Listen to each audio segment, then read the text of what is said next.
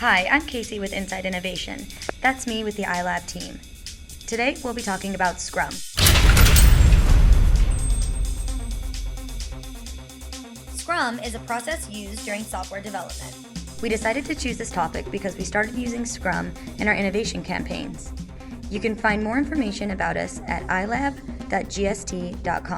or if you have any questions or comments, you can add it here, or send us an email at ilab@gst.com.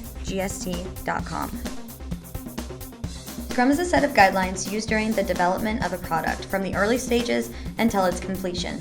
Scrum looks to resolve some common failures of typical development, such as confusion due to changing requirements, unrealistic time, cost, and product quality estimates. Scrum has been successfully used by many companies in various fields with positive results.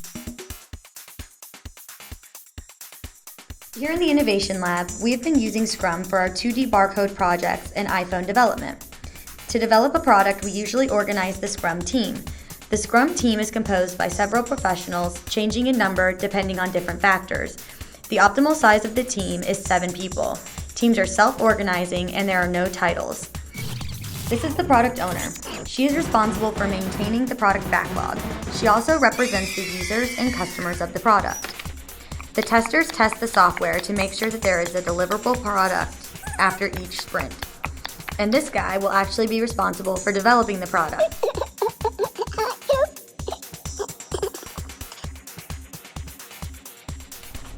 This is the Scrum Master. He is responsible for making sure everything is used correctly and for maximizing all the benefits.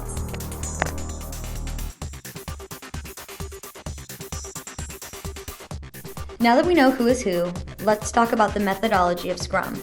The first thing to do is to generate a product backlog. The product backlog is like a product wish list that contains all the things that you want out of your product. After the product backlog is created, the team uses the release planning meeting to establish the goal of the release.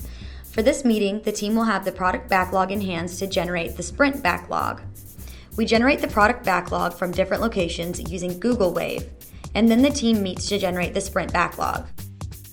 To generate the sprint backlog, the product owner will guide the team to establish which features will be important for the sprint.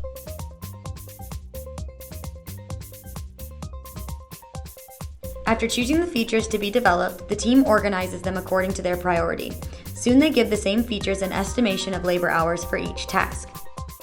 It is recommended to have 3 or more subject experts to estimate the hours. Estimating the hours of each task will be important because the Scrum Master will need to know how many hours the team will be available for each sprint and which tasks will be developed on each sprint. After we have planned everything out, the tasks become available to everybody on the team. So when the developer finishes a task, he or she will be able to get a new task that interests them. We use SharePoint in the Innovation Lab, so when a new task is picked by somebody, the document is updated.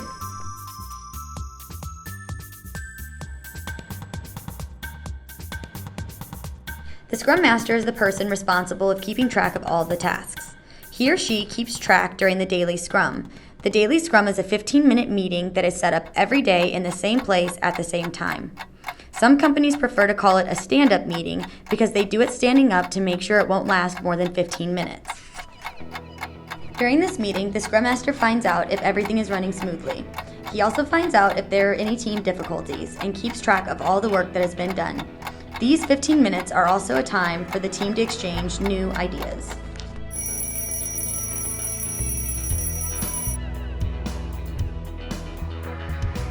This is the burn down chart.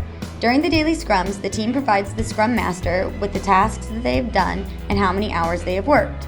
With this, the Scrum Master builds the burn down chart. This will give everybody a visual impression of the progress of work done. Also, the burnout chart will give the team the velocity of the work to be done. And that, ladies and gentlemen, is Scrum. We understand that it's a lot of information to take in all at once, but feel free to watch the video again, and again, and again if you need to. All we hope is that you walk away from this edition of Inside Innovation with a firm understanding of why we use Scrum in the iLab and also why we think Scrum is such an important software development tool. We hope you enjoyed this edition of Inside Innovation, and we'll see you next time.